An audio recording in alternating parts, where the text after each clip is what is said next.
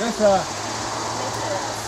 I got to brag about him for just a second. He's a walking encyclopedia of furnaces and mines. Oh yeah, he is. And very knowledgeable. He's been walking around here today, observing your excavations and getting some feedback about some things. And every time I'm with him, I learn just a tremendous amount of stuff. So is what we're dealing with this industrial archaeology of these iron sites is we're always dealing with a system. Okay, we're dealing with a system. We're dealing with an economic system. We're dealing with a material system. We're dealing with a transportation system.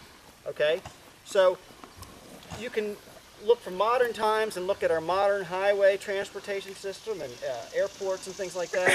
You go back 100 years and you look at railroads and riverboats and canals. But then you go back another 100 years earlier in the colonial time period, in the early days of this nation. Okay, what was your transportation system then? Horses and carts. Right, and on what kind of surfaces did they travel? Dirt roads. Yeah, the roads weren't very improved. In fact, Mr. Jones was just showing me that a letter of request in 1763 asking for a public road to come near Marianne Furnace so that they could get around easier.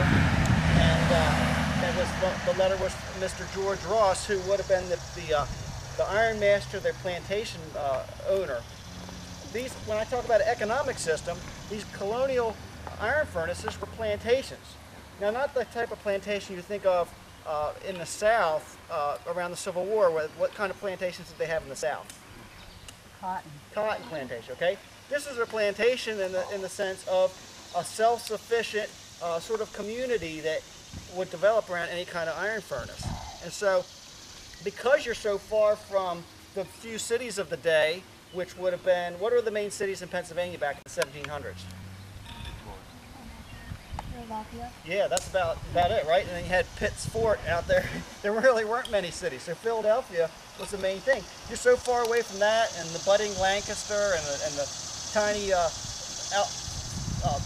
outpost of York, that communication was difficult.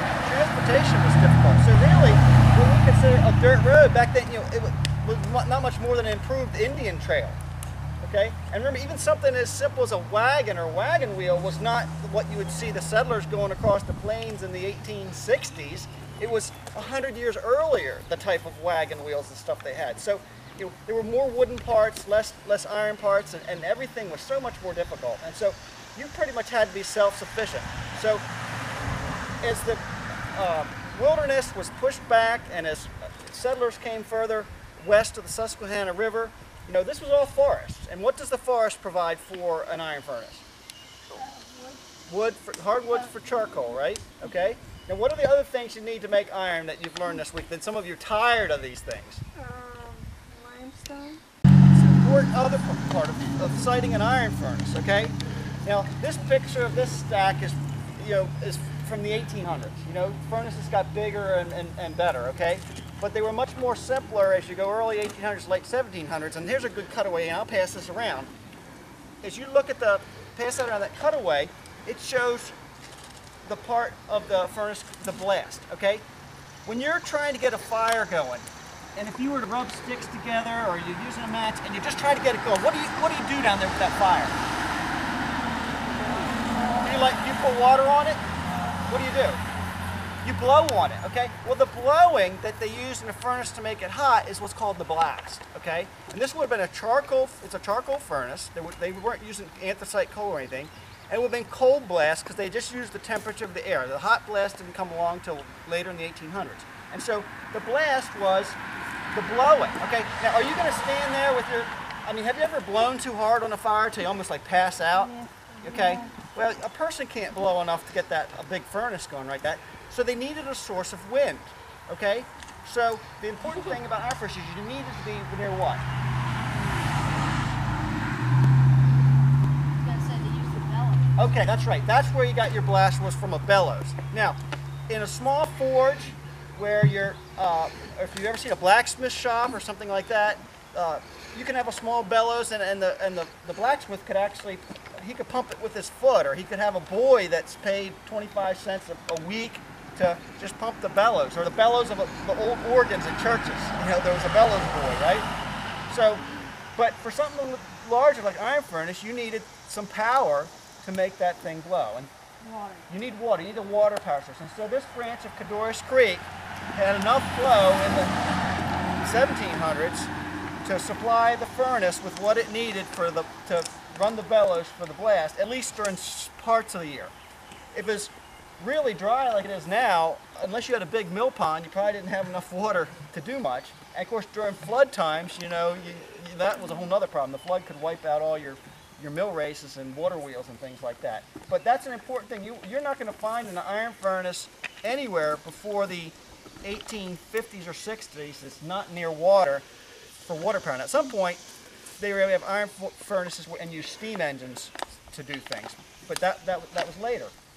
So there would have been, and that's what because of this landscape has changed with the road and over 200 years of disturbance here, it'd be great because sometimes at an iron furnace, the wheel pit would be like right where we are, which would have had like a 30-foot diameter, you know, water wheel, or a 15-foot diameter water wheel or something like that. It would be great to find something like that. But if that's here, you know, it could be long gone under the road or right over there. We just don't know.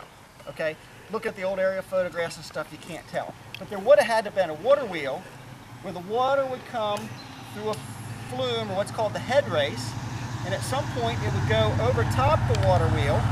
It's called an overshot water wheel, okay, where the water goes over top and the water wheel turns. Now, once the water wheel turns, okay, then it can work with drive rods to make a bellows, you know, go up and down. Now, they had all kinds of different, and this one had a big bellows. I mean, the bellows was probably, you know, 6 or 8 feet long, and you know, it would really, and what it would do is each time the wheel turns, part of the bellows would open up, and the other part would close, and it would keep squeezing and blowing that air, and then they'd run piping into the bottom of the furnace, and through these tubes called tuyères, they would blow at about an inch or two of pressure, okay? They'd keep blowing on that fire to make it hotter, okay? That's what helped get the furnace hot enough. If you didn't have the blowing there, it wouldn't get hot enough to melt iron, because iron has to melt at such a high temperature. So that's an important thing. Remember, we're talking about a system, okay? You got transportation. You got to get your charcoal from the forest up here, probably on the hills, down, and store it and keep it dry next to your furnace. You got to bring iron ore from some mines around here, the limonite that you're finding, okay? You're going to bring in a little bit of limestone flux, and you're going to store it. You don't necessarily need to keep it dry. You got to keep your fuel dry, because wet charcoal doesn't burn, okay? And then you're going to use that stuff in your furnace. That's part of the system. You got to bring the water here to run the power, to run your water wheel, to make those bellows pump. So it takes a lot of people. You got wagon drivers, colliers, or what person who makes charcoal, or coal burners, okay, to make charcoal. You got miners in the mines. You got all the furnace workers, the guys who are working at the top of the furnace, who are taking the wheelbarrows or the boxes of materials and dumping it at the top of the furnace. Okay, you have all your foundry workers and casting house workers down at the bottom of the furnace who are doing what needs to be done down there. Okay, and so there's a lot of things going on. So you have a lot of people. Well, those people, they need to be housed. They need to be fed. They need all the things to survive. And we're out there here in the middle of the wilderness, right? I mean, it's not like you can just go down to the grocery store and get something. So the reason that these iron furnaces sort of ended up being as a plantation, if you ever get a chance to visit Hopewell Furnace, it's a really good example of that. It's somewhat later. Cornwall, I mean, there's famous Pennsylvania iron furnaces, but they were a plantation because they were self-sufficient. They grew their own food, they made their own cloth and clothing, they had their own schools. I mean, everything was sort of self-sufficient because there was nowhere else for them to turn other than make a go for it themselves. And so that was part of the economics. Like I said, it's an economic system, okay? You wouldn't do this, or the plantation owner on the iron plantation, the furnace master, he wouldn't embark on this, okay? Mr. Ross wouldn't do that unless there was a profit to be made, okay? So there was a need for, what are some of the iron products that they made at this furnace? Cannonballs, right? What was happening in the 70s, 60s, 70s, and 80s? There's a revolution going on, so there's a need for cannonballs. Okay, when you're not in wartime, you don't need cannonballs. What do you do with cast iron? You can make pots, pans. Right. They made stoves, pots, pans, all the things that you would need on the frontier. Plows, you know,